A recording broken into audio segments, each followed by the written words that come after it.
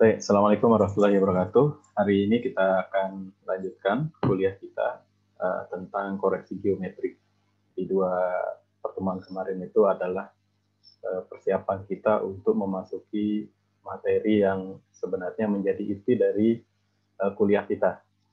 Jadi di akhir perkuliahan kita dan nanti yang akan banyak kita bahas itu adalah terkait dengan ortorektifikasi. Jadi bagaimana menyiapkan citra resolusi tinggi untuk dijadikan sebagai peta dasar. Dan salah satu proses yang harus kita lakukan itu adalah melakukan ortorektifikasi. Sebelum kita belajar tentang ortorektifikasi, ada baiknya kita refreshing ya beberapa istilah dan mungkin prosedur yang bisa kita atau pernah kita jumpai ketika kita melakukan koreksi geometrik dari citra satelit. Jadi secara definisi sebenarnya koreksi geometrik itu adalah sebuah proses di mana kita memperbaiki kesalahan geometrik pada piksel citra digital. Nah, kata-kata di sini memperbaiki kesalahan itu artinya bahwa secara default itu semua citra satelit itu piksel-pikselnya itu tidak benar ya posisi secara geometriknya, sehingga harus dilakukan koreksi geometrik. Nah, mengapa kesalahan itu terjadi? Itu karena ada beberapa sumber kesalahan yang tidak bisa kita hindari. Yang pertama itu adalah karena adanya rotasi bumi. Jadi kita tahu bahwa platform kita itu adalah satelit yang berotasi mengitari bumi kita. Artinya bahwa rotasi bumi itu sendiri menyebabkan menjadi salah satu sumber kesalahan geometrik dari citra yang direkam oleh sensor yang terbang bersama platform yang juga mengelilingi bumi. Kemudian yang kedua itu adalah kelengkungan bumi. Kita tahu bahwa semakin jauh objek terbang gitu ya, itu maka bumi itu akan terlihat lengkungnya. Jadi kalau di geodesi misalkan kita tahu bahwa kita menganggap bahwa kita mengukur di bidang lengkung itu jika kita ketika kita mengukur itu jaraknya itu minimal 55 km. Jadi di atas itu kita anggap bahwa kita bekerja di bidang lengkung. Di bawahnya kita anggap kita bekerja di bidang datar. Kemudian yang ketiga itu adalah adanya perubahan ketinggian wahana. Juga perubahan kecepatan wahana atau platform. Dan yang terakhir adalah perubahan posisi wahana terhadap objek. Itu bisa karena dia berputar, rolling gitu, berputar namanya, kemudian menggelinding, pitch, kemudian dia berbelok, yaw, yang mengakibatkan terjadinya distorsi atau bising acak. Gitu. Ya ini nanti kita baca satu persatu dari masing-masing sumber kesalahan ini. Yang pertama itu adalah efek rotasi bumi. Jadi kalau kita perhatikan bumi kita itu berotasi. Kalau kita terbang gitu ya ke kutub utara, kemudian di atas kutub utara kita lihat bumi kita, maka bumi kita itu berputar ke arah kiri, ya, atau berlawanan arah jarum jam, gitu ya, kayak orang tawaf gitu.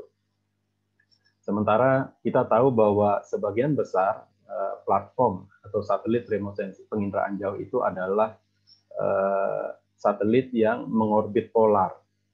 Dia mengorbit polar, maka kira-kira bentuknya seperti ini. Jadi ketika dia merekam itu, kalau buminya diam, maka dia akan terbentuk piksel yang persegi. Tetapi karena ketika dia arah satelitnya itu dari utara ke selatan, misalkan bergerak seperti ini, misalkan ini adalah untuk orbit descending dari utara ke selatan, itu di saat yang sama gitu ketika satelitnya itu sensornya memotret bumi, itu buminya itu juga berputar atau seolah-olah dia mengelak gitu. Sehingga kira-kira yang harusnya ini persegi panjang biasa gitu, dia menjadi seperti ini. Karena apa? Karena ini adalah faktor waktu. Jadi ketika misalkan merekam yang bagian atas ini, dia apa namanya, waktunya T0, kemudian yang bagian bawah ini T1. Artinya ketika dia T1 itu buminya sudah bergerak, ya, bergerak ke dia udah berputar. Kemudian ketika T2 dia berputarnya makin jauh. Nah, efeknya apa? Efeknya itu adalah citra satelit yang kita dapatkan itu mengalami distorsi. Nah, masalahnya itu adalah citra kita itu mau satelitnya itu mau buminya berotasi atau diam, dia tetap akan menghasilkan apa namanya, gambar yang komposisi struktur pixelnya itu format pixelnya itu kira-kira seperti ini. Dia persegi saja seperti ini ya. Jadi mau dia berotasi apa tidak buminya itu, maka dia tetap seperti ini gitu. Nah, untuk itu kita harus kembalikan nantinya satelit citra kita ke kondisi aslinya seperti yang paling kanan ini. Jadi ini adalah satelit motionnya dari utara ke barat ke selatan, kemudian apa namanya, buminya berputar gitu dari barat ke timur, sehingga modelnya seperti ini. Ini kalau kita misalkan buka data citra satelit, misalkan Landsat kita buka gitu, itu modelnya kita nggak pernah bisa mendapatkan citra yang persegi ya. Dia nggak akan persegi setelah kita lakukan koreksi geometrik dengan metode apapun, dia nggak akan persegi, dia akan apa namanya, jajaran genjang ya. Dia akan jajaran genjang seperti yang paling kanan ini. Dan inilah yang benar yang kanan ini, karena koordinat dari masing-masing pixel ini sesuai dengan posisinya di bumi, gitu. Sesuai dengan koordinat di bumi. Kemudian yang kedua itu adalah efek kelengkungan. Jadi makin tinggi wahana kita atau satelit kita, maka efek ini akan mulai makin terasa, gitu. Makin terasa bahwa bumi kita itu melengkung. Jadi kalau kita hanya terbang misalkan 100 meter dari atas muka bumi, nggak akan terasa. Tetapi kalau kita terbang misalkan 907 km gitu, sebagaimana platformnya Landsat 9, Landsat 8 misalkan, maka bumi itu akan melengkung. Efeknya kita lihat di SWOT ini, itu harusnya ini adalah garis lurus yang akan dia dapat. Padahal realnya di lapangan yang dia dapatkan itu adalah permukaan bumi yang melengkung. Sehingga kita harus kembalikan data yang seolah-olah data tadi itu ke melengkungnya. Kita bawa ke kondisi realnya. Kemudian yang ketiga itu adalah adanya variasi ketinggian, kecepatan, dan perubahan posisi satelit. Jadi kalau yang pertama, variasi ketinggian, ini sangat mudah dipahami ya. Jadi ketika tinggi satelit itu berubah, maka instantaneous field of view-nya akan berubah, sehingga skalanya atau besar pixelnya itu akan berubah. Jadi ibarat misalkan kita sekarang terbang menggunakan drone misalkan, kalau dia 100 meter drone-nya terbangnya gitu, itu tentu IFOV-nya itu akan berbeda jika misalkan tiba-tiba drone-nya ini didorong angin ke atas jadi 300 meter misalkan. Itu akan berbeda. Jadi skala gambar yang dihasilkan juga akan berbeda. Kemudian yang berikutnya itu adalah perubahan kecepatan. Jadi jika satelitnya ini tiba-tiba ada gangguan misalkan, atau kalau satelit relatif stabil ya, tapi jika misalkan platformnya ini misalkan pesawat udara misalkan, pesawat terbang gitu, tiba-tiba dia mengalami perubahan kecepatan gitu, maka dia akan mengalami perubahan skala sepanjang track ketika dia merekam tadi. Nah, yang terakhir itu adalah perubahan posisi, baik pitch, roll maupun yaw. Ini akan menyebabkan distorsi lokal dari masing-masing scene citra yang direkam. Kita perhatikan satu persatu di sini, misalkan ini apa namanya, contohnya menggunakan pesawat udara karena lebih mudah untuk dipahami. Jadi bahwa ketika satelitnya ini berubah ketinggiannya gitu, harusnya itu adalah misalkan standarnya itu adalah gambar kotak-kotak pixel yang di atas ini.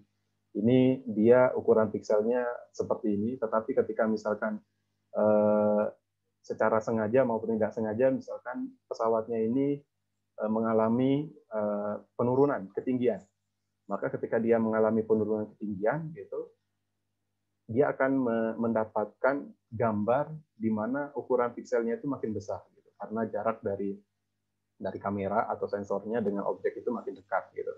Tapi ketika misalkan sebaliknya pesawatnya ini makin tinggi gitu, makin tinggi, makin jauh jaraknya dari objek, maka dia akan mendapatkan gambar yang piksel-pikselnya nanti tadi itu makin kecil. Kemudian perubahan akibat posisi ya, posisi dari wahananya atau platformnya. Jadi ini adalah misalkan ketika dia guling gitu, mengalami rolling ya. Jadi antara sayap kiri dan sayap kanan ini berubah gitu ya ketinggiannya. Jadi jika pesawatnya ini terbang normal gitu, antara sayap kiri dan sayap kanannya ini ketinggiannya sama, maka dia akan mendapatkan piksel yang seragam, baik yang di sisi kiri maupun kanan dari gambar, sebagaimana yang bisa kita lihat di atas kiri ini.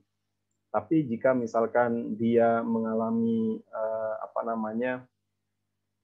mengalami perubahan ya, mengalami perubahan ketinggian, di mana sayap, kalau kita lihat misalkan ini kanan dan kiri kita saja ya Bapak ya. Jadi kalau yang sayap kanannya gitu ya, sayap kanannya ini turun atau sayap kanannya naik atau keduanya terjadi gitu ya. Sayap kanannya naik, sayap kanannya itu turun, sayap kanan naik, maka bagian yang kanan pikselnya ini dia akan lebih besar daripada yang kiri. Begitu juga sebaliknya.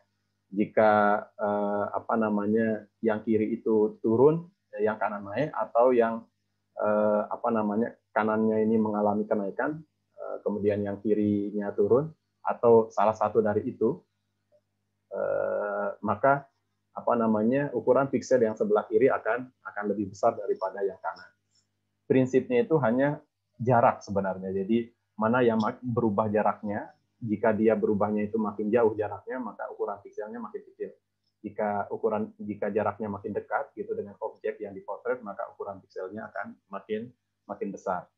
Begitu juga yang terjadi dengan pitch ya. Kalau yang roll itu sayap kiri kanannya yang berubah ya, turun naik gitu ya. Kalau yang pitch itu hidung dan ekornya. Hidung dan ekornya. Jadi kalau dia hidung dan ekornya ini horizontal, maka ukuran piksel yang atas dan bawah ini sama.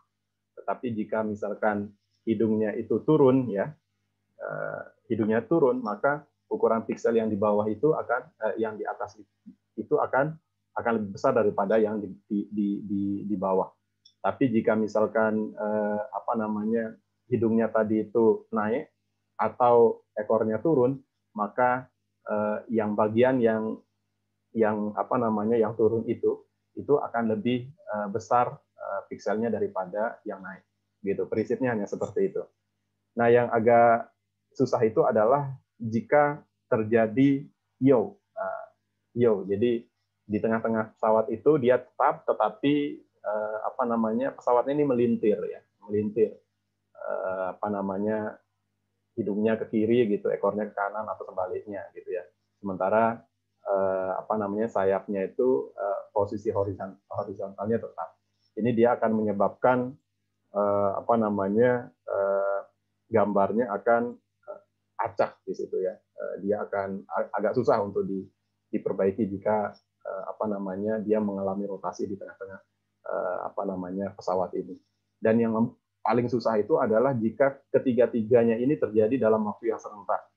Jadi misalkan ada angin yang tidak diduga-duga gitu ya, dia mengalami roll. Jadi sayap kiri kanannya berubah posisi horizontalnya, kemudian hidung dan ekornya juga berubah, kemudian dia juga melintir. Nah, ini dia akan mengalami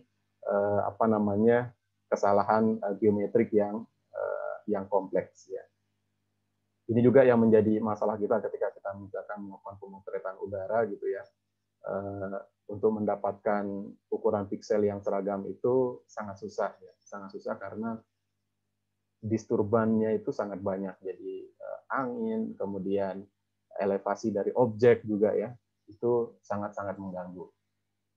Nah, kemudian bagaimana caranya ketika kita ingin melakukan koreksi geometri? Jadi caranya itu seperti yang kiri ini. Jadi kita akan mengubah posisi piksel dari posisi asal dicitra ke grid bereferensi tertentu. Kemudian prosesnya itu dikenal istilahnya warping. Ya, warping. Jadi kalau orang menyebut warping itu adalah proses koreksi geometrik. Kemudian setelah itu kita akan memilih model distorsi matematika yang paling cocok itu apa. Dan sekarang dengan banyaknya software itu pemilihan ini bisa sangat mudah gitu. Kita tidak perlu tahu secara detail apa namanya modelnya, kita tinggal pilih. Kemudian kita lakukan interpolasi, kemudian transformasi koordinat, kemudian kita juga lakukan resampling atau interpolasi. Jadi ketika kita melakukan interpolasi di pixel itu biasanya istilahnya itu adalah resampling. Nanti kita lihat beberapa contoh resamplingnya ya. Kemudian ada beberapa terminologi yang dulu yang sempat saya kumpulkan. Jadi karena terus terang saya bingung dengan banyaknya terminologi yang pengertiannya itu berbeda-beda ya. Ini kira-kira titik tengahnya seperti ini. Jadi yang pertama itu adalah ada istilah registrasi atau registration. Itu registrasi itu adalah pencocokan satu citra dengan citra lain pada daerah yang sama. Salah satu citra harus sudah memiliki koordinat yang benar. Setiap satu piksel pada lokasi yang sama dari dua citra yang berbeda harus mewakili satu titik yang sama di muka bumi. Jadi kalau yang model yang pertama itu kita memiliki dua citra. Dua citra satelit, satunya itu sudah memiliki koordinat yang benar, satunya belum. Nah, kemudian kita lakukan registrasi istilahnya. Jadi kita memanfaatkan citra yang sudah terkoreksi geometrik untuk melakukan koreksi geometrik terhadap citra yang belum terkoreksi. Syaratnya apa? Syaratnya adalah dia berada di lokasi yang sama, ya, lokasinya harus sama. Kemudian ada namanya rektifikasi, rectification. Itu pencocokan sebuah citra dengan peta atau koordinat, sehingga citra tersebut memiliki koordinat yang sama dengan peta. Nah, proses ini kadang juga disebut sebagai georeferencing. Nah, kalau rektifikasi ini, kita cukup perlu punya satu citra yang belum diketahui koordinatnya, atau diketahui koordinat yang benar. Ya. Kemudian, untuk memperbaiki koordinatnya yang belum benar ini, maka saya perlu seperangkat ground control point, misalkan. Saya bisa masukkan ke citra saya, maka saya bisa dapatkan sebuah citra yang bergeoreference dengan koordinat yang baru. Atau saya bisa mengambil koordinat dari peta. Jadi peta vektor, misalkan saya punya peta vektor, saya bisa assign objek yang sama dari dua data ini, itu untuk mengambil koordinat dari peta vektor yang sudah benar koordinatnya tadi. Jadi yang ketiga itu geocoding, itu sama dengan rektifikasi, tapi pada skala yang seragam. Kemudian yang terakhir itu ortorektifikasi. Ini juga sama dengan rektifikasi, tapi kita memperhitungkan efek topografis. Jadi elevasi dari objek kita itu kita perhitungkan. Nah, kalau yang pertama registrasi itu kita butuh dua citra. Satunya udah benar koordinatnya, satu belum. Kita bisa lakukan itu. Kalau yang kedua, kita perlu satu citra dan kita perlu satu peta vektor atau daftar koordinat, misalkan GCP atau apa. Yang geocoding sama dengan rektifikasi, kemudian yang ortorektifikasi, ternyata kita nggak cukup yang tadi. Kita perlu 3. Jadi selain citranya yang belum terkoreksi tadi, saya perlu daftar GCP, saya juga perlu DEM, Digital Elevation Model. Jadi kita harus punya DEM untuk bisa melakukan ortorektifikasi. Makanya nanti ketika kita lakukan ortorektifikasi terhadap citra resolusi tinggi kita harus memiliki DEM yang sesuai dengan grid size atau ukuran grid dari ukuran pixel dari citra resolusi tinggi yang akan kita proses.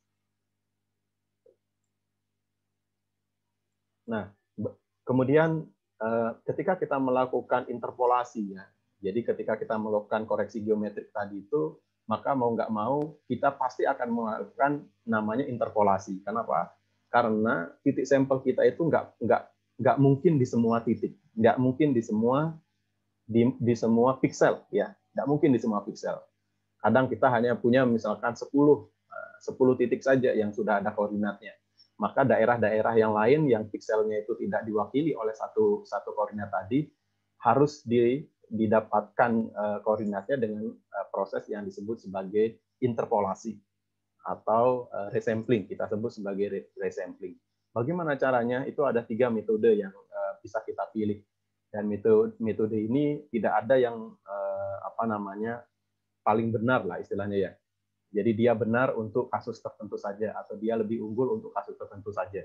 Kita bisa pilih, makanya ketiganya tetap ada gitu ya. Kalau salah satu pasti lebih benar, lebih baik dari yang lain, maka yang lain tidak kita perlukan. Jadi yang pertama namanya nearest neighbor. Ini nilainya diambil dari pixel terdekat. Nah, keunggulannya apa? Keunggulannya mudah untuk diproses. Jadi proses resamplingnya itu lebih cepat nantinya. Digital number tidak berubah. Jadi kalau kita punya nilai dari masing-masing pixel itu, dia tidak akan berubah. Kelemahannya adalah secara geometrik citra dia berubah, kemudian offsetnya lebih dari setengah pixel, jadi dia bisa bergeser. Dipakai untuk apa? Itu biasanya kita menggunakan untuk categorical data, data yang terkategorisasi. Misalnya itu adalah untuk klasifikasi tutupan lahan, klasifikasi slope, dan sebagainya. Kemudian yang kedua, itu namanya bilinear interpolation.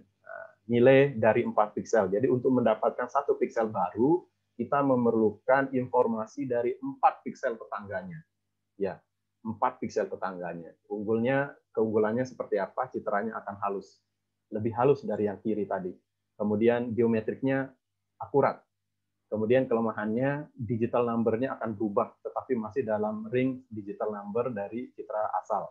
Kemudian citranya mengalami blurring atau kabur. Dia lebih kabur, tidak tajam. Kemudian prosesnya lebih kompleks dari metode sebelumnya. Nah, dipakai buat apa? Itu untuk continuous data. Misalkan depth, slope, value, dan sebagainya. Kemudian yang terakhir, itu adalah cubic convolution. Nah, biasanya kalau kita lakukan auto-rektifikasi citra resolusi tinggi, yang paling kanan ini yang kita perlukan. Gitu. Karena apa? Karena secara geometrik dia paling baik. Jadi unggulnya citranya akan halus, kemudian geometriknya terjaga. Kelemahannya DN-nya berubah dan bisa di luar range dari citra asalnya. Kemudian dia membutuhkan spesifikasi komputer yang sangat tinggi. Jadi dia paling berat kalau dibanding metode-metode sebelumnya, berat gitu ya. Kemudian dipakai buat apa? Buat kalau kita ingin melakukan penghalusan dari data-data continuous, misalkan data depth dan sebagainya. Kita bisa lihat di sini beberapa perbedaan ya. Kalau yang pertama itu nearest neighbors, jadi yang kiri ini adalah yang kiri bagian belakang itu adalah pixel digital number dari objek dari citra sebelumnya. Kemudian yang kuning ada kotak-kotak ini adalah citra baru hasil koreksi geometrik, dan prosesnya seperti ini. Dia hanya akan mengambil, jadi misalkan angka 10 di sini, dia akan mengambil dari kotak yang sama yang paling banyak digital number, paling banyak area pixel yang masuk ke pixel yang baru. Contohnya misalkan di sini ada 10 dan 11. Jadi antara 10 dan 11 yang paling banyak masuk di kotak kuning itu adalah 10. Maka angka 10 diambil. Nah, bukan 10 tambah 11 dibagi 2 ya. Jadi yang dominan saja di pixel itu dia akan diambil. Nah, ini adalah contohnya. Saya mencari sumber dari gambar ini. Ini sudah lama sekali di slide saya, sehingga saya kebingungan ya ketika saya ingin mencari sumber dari gambar ini. Yang kanan saya ini. Kayaknya ini dari slide kuliah saya ketika di NCU. Jadi sementara saya tulis sumber gambar berasal dari internet, karena tadi saya cari sumbernya, saya tidak menemukannya. Harusnya saya mencantumkan sumber aslinya. Jadi nanti kalau ketemu sumber aslinya akan kita perbaiki untuk menghargai orang yang sudah membuat data ini. Kemudian yang kedua itu adalah bilinear interpolation. Jadi bilinear interpolation yang tadi kita memerlukan 4 pixel terdekat untuk mendapatkan satu data. Nah, ini contohnya yang seperti ini. Jadi itu ada warna pink itu 4, itu diambil untuk menjadi satu yang putih. Yang outputnya itu adalah yang putih, yang geometriknya itu sudah terkoreksi. Nah, di belakang saya adalah contohnya. Jadi sebelum itu adalah yang atas, kemudian sudah itu yang di bawah. Jadi kalau kita perhatikan misalkan bedanya dari yang sebelumnya, itu misalkan yang sebelumnya ini Bapak Ibu di nearest neighbor misalkan ini ada garis ya, di tengah-tengah itu ada garis jalan, itu yang miring ya. Lurus tetapi dia miring, tapi setelahnya dia menjadi hampir tidak lurus. Oke, kemudian yang ini, sebelum ini artinya bahwa data sebelum ini adalah bukan data mentahnya, tetapi data dari proses sebelumnya, proses nearest neighbor. Jadi sesudah dari nearest neighbor ini dipakai sebagai sebelum dari bilinear interpolation untuk melihat perubahannya, gitu ya. Ini mata normal tidak bisa melihat perubahannya. Tetapi katanya kalau kita lihat dalam resolusi sesungguhnya itu dia akan lebih baik ya secara penampilan dan geometriknya. Kemudian yang terakhir, yang sebelumnya juga berasal dari data pertama yang bilinear, kemudian sudahnya ini adalah cubic convolution. Dia memanfaatkan 16 pixel untuk mendapatkan satu pixel baru, sehingga secara geometrik ini adalah yang paling akurat. Baik, itu saja yang perlu saya sampaikan. Kita bisa lanjutkan dengan diskusi.